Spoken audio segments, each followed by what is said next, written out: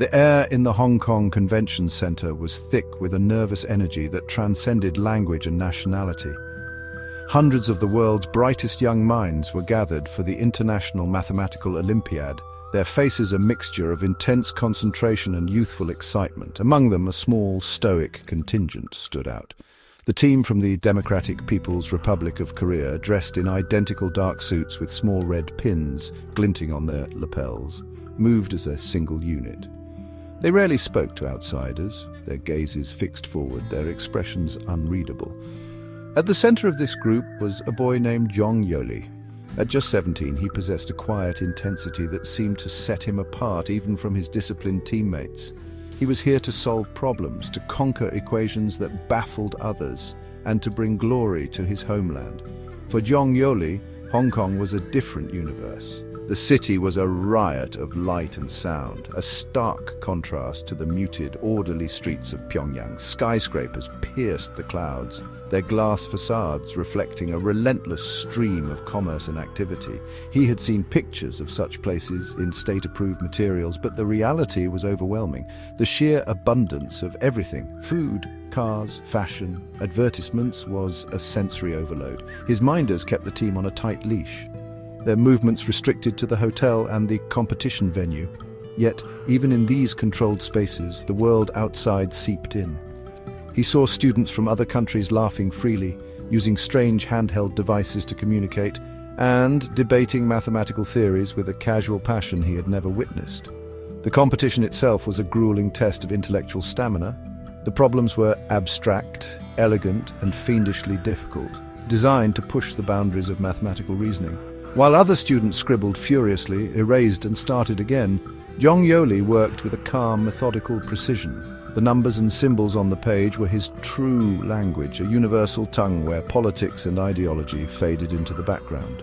Here, in the silent theater of his mind, he was not just a representative of the DPRK. He was a pure mathematician. He felt a sense of belonging among these problems, a comfort that the chaotic, glittering world of Hong Kong could not offer. His focus was absolute, honed by years of relentless training for this very moment. As the days of the competition wore on, a quiet confidence began to build within the North Korean team. Zhong Yoli's performance was exceptional, his solutions elegant and direct.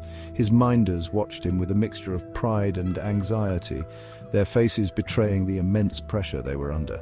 A victory here was not just an academic achievement, it was a powerful propaganda tool.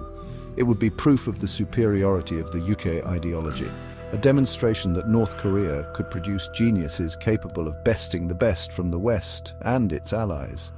For Zhong Yoli, the weight of these expectations was a familiar burden.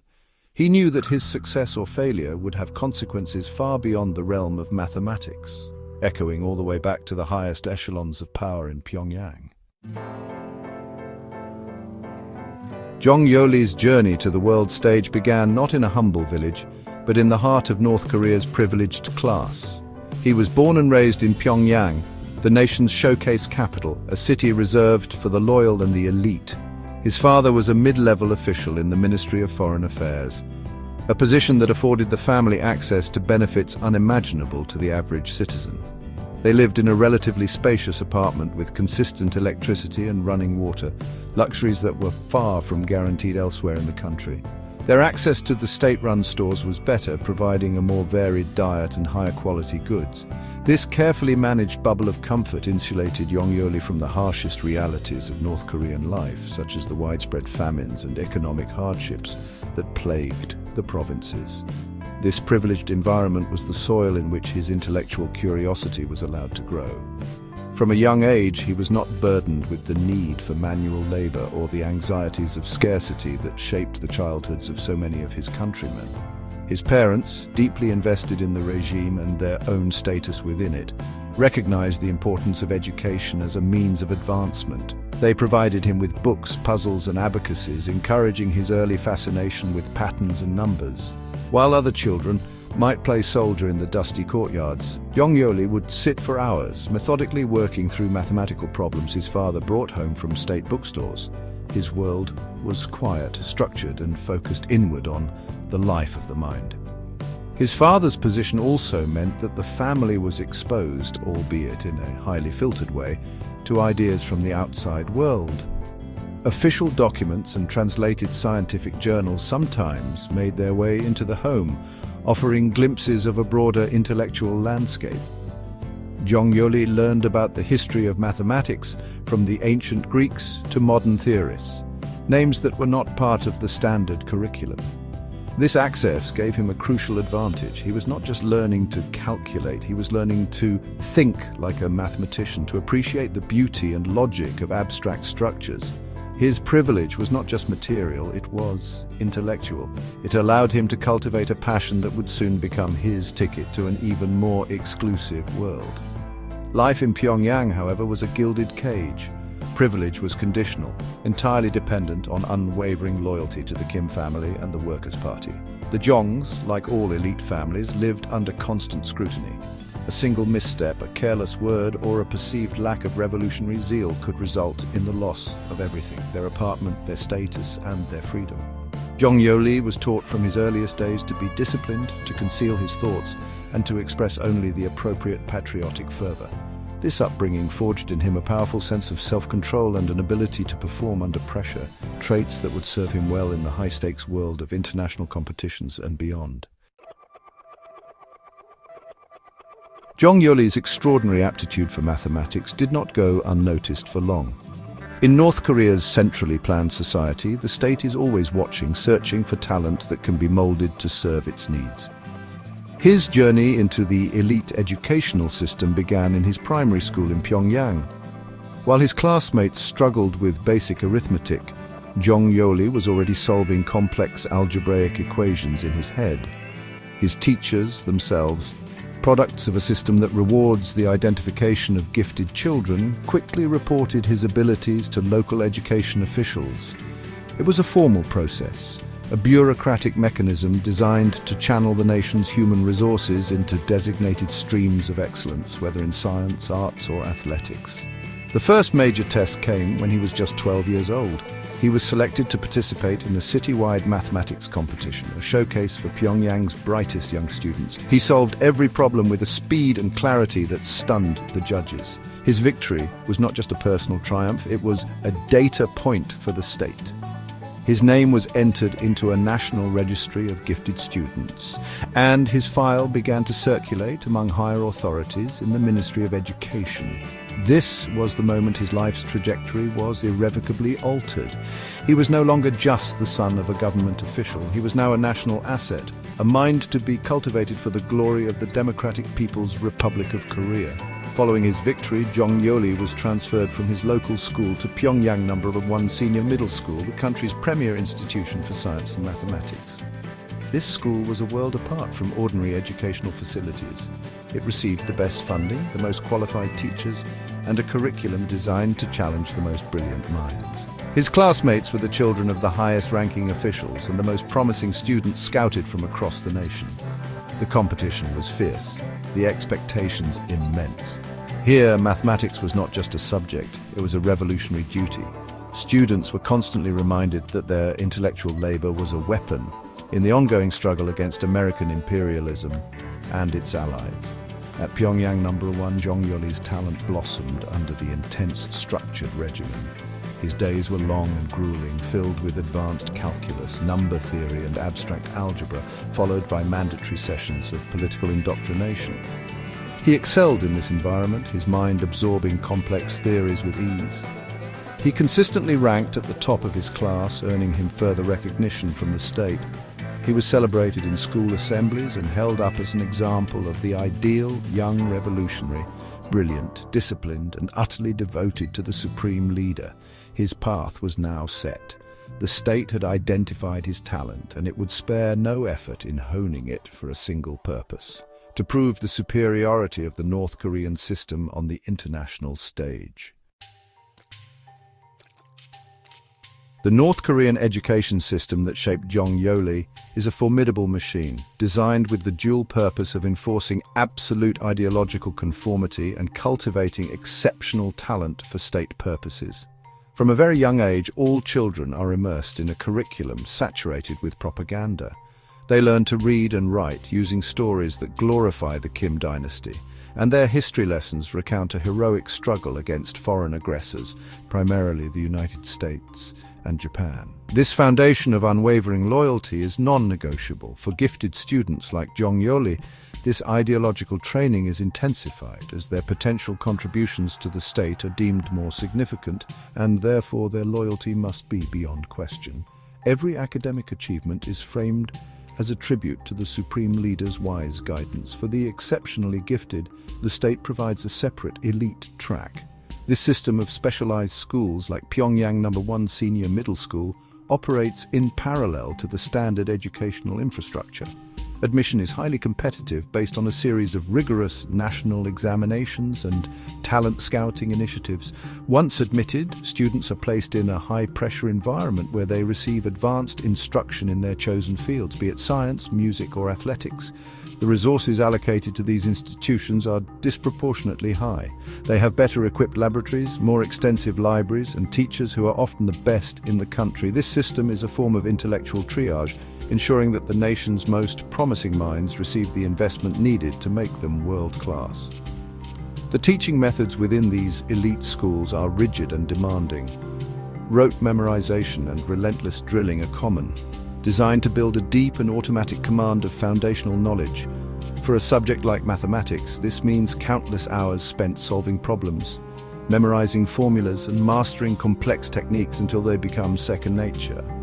There is little room for the kind of open-ended creative inquiry encouraged in many Western educational models. The goal is not to foster independent thought in a broad sense, but to create supreme problem solvers within a narrow state-defined context. For Jong Yoli, this meant his world became a series of equations to be solved, a clear and logical system where there was always a right answer, a comforting certainty in a life defined by ideological absolutes. This educational doctrine is profoundly utilitarian. Every student is seen as a component of the larger revolutionary project. A math prodigy is a potential codebreaker or a future missile guidance engineer. A talented musician can be deployed for cultural diplomacy. An athlete can win medals that bolster national pride. The system is designed to identify a child's aptitude early and channel it directly into a role that serves the regime's strategic interests. For Jong Yoli, his skill with numbers was not his own to do with as he pleased. It belonged to the state. His education was an investment the regime expected to pay dividends, first in the form of international accolades, and later in more practical applications that would help ensure its survival. Jong Yoli's first trip outside North Korea to the Mathematical Olympiad in Hong Kong was a meticulously orchestrated affair. He and his teammates were not tourists or students in the typical sense. They were soldiers on an intellectual battlefield. Before their departure, they underwent weeks of intense preparation that had as much to do with political conduct as with mathematics. They were given strict instructions on how to behave, what to say, and most importantly, what not to say. They were to travel in a group at all times, supervised by their minders. Engaging in casual conversation with foreigners, especially those from South Korea, Japan, or the United States, was strictly forbidden. Their mission was to win, project an image of strength and discipline, and return home without being tainted by decadent capitalist influences. The pressure to succeed was immense and came directly from the highest levels of the state. A victory at the Olympiad would be headline news in the Rodong Sinmun, the official newspaper of the Workers' Party. It would be presented as irrefutable evidence of the genius of the Korean race and the success of the country's self-reliance ideology. Yusha. The minders accompanying the team constantly reinforced this message. "You are not here for yourselves," they would repeat. "You are here for the marshal. Your victory is his victory." This relentless psychological pressure was a heavy burden for a 17-year-old to bear. Every problem he solved, every point he scored, was freighted with geopolitical significance. Failure was not an option, as it would bring shame not just upon himself but upon his family and his nation. During the competition, Jong Yoli was a model of North Korean discipline. He remained aloof, his face an impassive mask, his focus entirely on the tasks before him. He avoided eye contact with other contestants and spoke only when necessary in short, formal sentences. This isolation was both a directive and a defense mechanism. The vibrant, chaotic freedom of the other students was a source of deep confusion and temptation. He saw them using the internet on their phones, a portal to an infinite world of information he could only dream of. He overheard conversations about politics, music, and personal freedoms that were unthinkable back home. To protect himself from these dangerous ideas, he retreated into the familiar, logical world of mathematics, the one place where he felt in control. Ultimately, Zhong Yoli performed brilliantly, securing a gold medal for his country. Upon his return to Pyongyang, he was greeted as a national hero. His victory was celebrated in a state-organized ceremony, and he was awarded a prestigious apartment and other gifts from the regime. The propaganda machine went into overdrive. His image splashed across newspapers and television broadcasts. He was the perfect symbol, a young, brilliant mind forged in the crucible of North Korean education who had gone out into the world and proven the superiority of his system. But for Zhong Yoli, the experience had planted a seed of curiosity. He had seen a world beyond the walls of his homeland, and the brief, heavily filtered glimpse had left an indelible mark on his consciousness, a complex equation that he could not yet solve. Zhong Yoli's success at the International Mathematical Olympiad marked him as one of North Korea's top intellectual assets. In another country, such a talent might have led to a prestigious academic career in pure mathematics or theoretical physics. But in North Korea, the state's needs are paramount, and by the early 2000s, those needs were rapidly shifting. The regime, increasingly isolated by international sanctions and struggling with a crippled economy, had identified a new, asymmetric battlefield where its limited resources could be leveraged for maximum impact: the digital realm. The leadership in Pyongyang recognized that a small number of highly skilled individuals could achieve strategic goals through cyberspace that would be impossible through conventional military or economic means. The pivot from abstract mathematics to applied technology was a deliberate and strategic decision. The same skills that made Zhong Yoli a brilliant mathematician, logical reasoning, pattern recognition, and an aptitude for complex systems, were also the foundational skills for computer programming and cryptography. The state began to actively steer its brightest students from fields like math and physics into newly established computer science programs. Prestigious institutions like Kim Il-sung University and the Kim Chek University of Technology expanded their computer engineering departments, creating specialized courses in everything from software development and network security to encryption and, more covertly, hacking techniques. Zhong Yoli, the math prodigy, was a prime candidate for this new strategic initiative. His transition was not a matter of choice. After his heroic return from Hong Kong, he was advised by party officials that his talents could be of greater service to the nation in the field of information technology. He was enrolled in a specialized program at the University of Automation in Pyongyang, a key institution for training the country's future cyber warriors. The curriculum was intense and highly practical. He learned programming languages, network protocols, and operating system architectures. The theoretical beauty of mathematics was replaced by the practical challenge of manipulating digital systems. The objective was no longer to find an elegant proof, but to find a vulnerability, a digital backdoor that could be exploited for intelligence gathering or financial gain.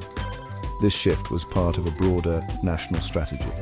North Korea began sending its most promising tech students abroad, primarily to allied or neutral countries like China and India, for advanced training. These students would learn the latest techniques and technologies, then return home to disseminate their knowledge and contribute to the state's growing cyber capabilities. For Zhong Yoli and his peers, this was a profound transformation.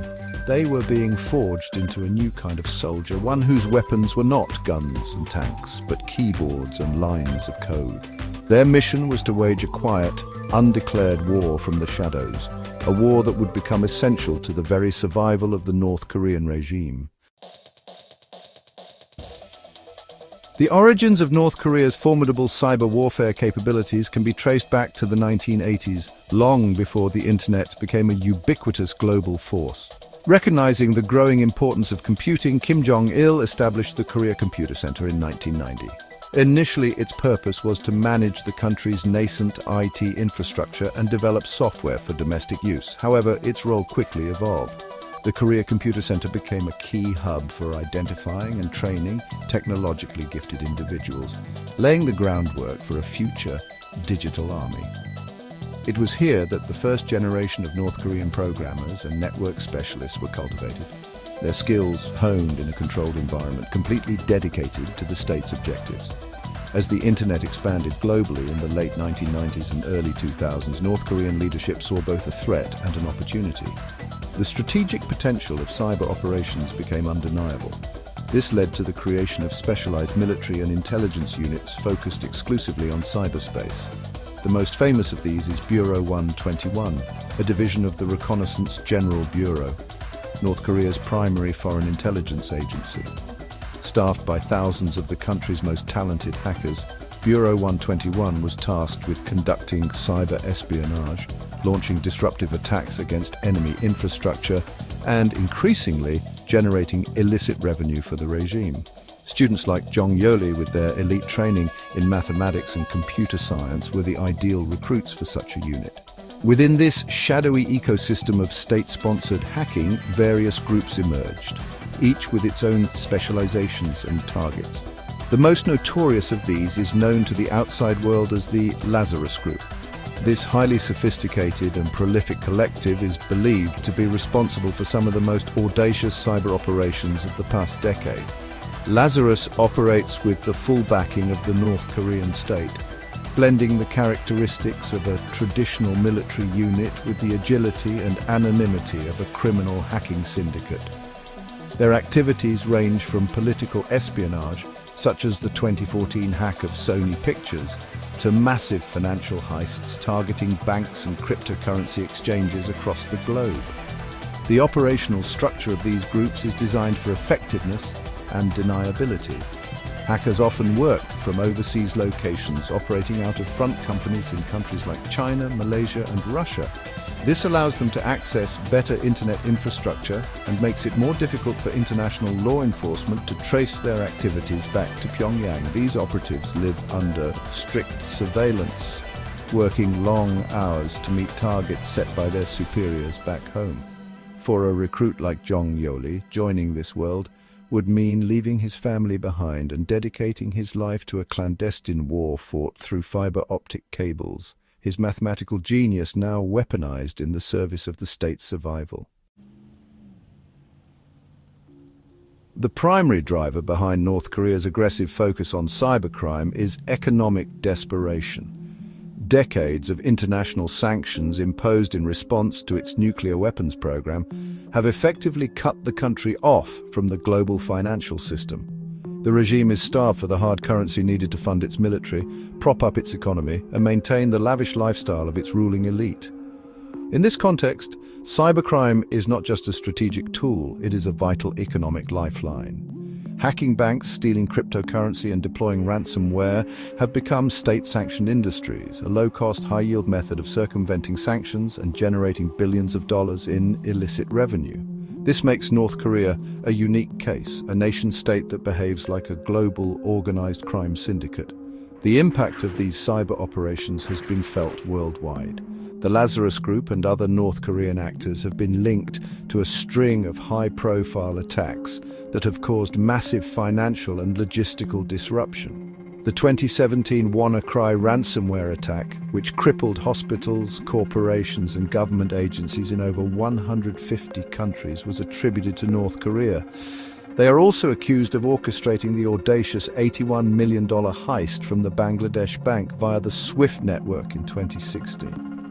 More recently, their focus has shifted heavily towards the volatile and often poorly secured world of cryptocurrency, where they have stolen billions by hacking exchanges and defrauding investors. These attacks demonstrate a high level of sophistication, persistence, and a brazen disregard for international norms. The story of a prodigy like Jong Yoli is a microcosm of this larger system. His journey from a privileged math student to a potential cyber warrior illustrates the state's calculated strategy. The regime invests heavily in identifying and training individuals with exceptional intellectual abilities, not for the advancement of human knowledge, but to forge them into instruments of state power. The same mind that could have solved some of humanity's most complex mathematical problems is instead directed to crack security protocols and drain bank accounts. This represents a tragic perversion of talent where individual potential is subsumed entirely by the totalitarian state's desperate quest for survival and influence in a hostile world. In response to this escalating threat, the international community has been forced to adapt. The United States and its allies have intensified their own sanctions, specifically targeting individuals and entities associated with North Korea's cyber programs. They have also enhanced cybersecurity cooperation, sharing intelligence and defensive strategies to protect critical infrastructure and financial institutions. The United Nations has published detailed reports documenting North Korea's illicit cyber activities, linking them directly to the funding of its weapons of mass destruction programs. The story of Jong Yoli, therefore, concludes not just as a personal tale, but as a chapter in an ongoing global conflict, a digital Cold War where the front lines are everywhere and the soldiers are brilliant anonymous figures like him, typing silently in the dark.